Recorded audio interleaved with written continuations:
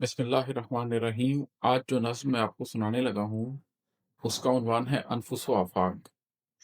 मेरी जो तीसरी किताब है, उसका उन्वान भी, उसका नाम भी अनफुस व आफ़ाक़ ही है, वो इस नज़्म के नाम पर ही लिया गया है। चलिए सुनाता हूँ मैं आपको।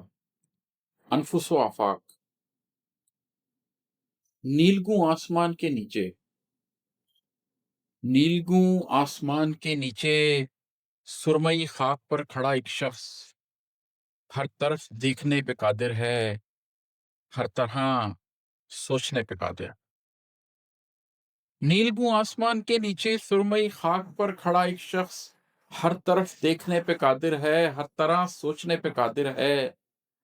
नीलगू आसमान के नीचे सुरमई खाक पर खड़े होकर एक ख्वाहिश उठी किसी दिल में, एक तमन्ना बसी किसी दिल में। सोच में एक आरज़ू उतरी, रमज़े हस्ती कुरेद लेने की, राज़े हस्ती को जान पाने की। किसी अनजान रास्ते से परे, अजनबी देश में बसी बस्ती तक पहुंचने की, दूर जाने की, अपनी मंजिल को ढूंढ पाने की।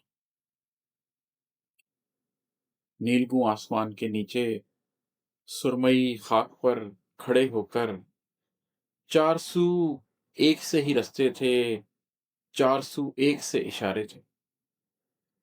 नीलगू आसमान के नीचे सुरमई खाक पर खड़े होकर, चार सू एक से ही रास्ते थे, चार सू एक से इशारे थे। आसमां एक सा था हर जानिब, रेत हर समत एक तरस की थी। कुछ नहीं खुल रहा था किस जानिब, अपना पहला कदम उठे आखिर। कौन सी समत में मुसाफत हो, और ऐसी अजब मुसाफत में क्या फ़कत ज़ात की रफ़ाकत हो। नीलगू आसमान के नीचे सुरमई खाक पर खड़े होकर, चार सू देखता रहा एक शख्स, आरज़ू तोलता रहा एक शख्स।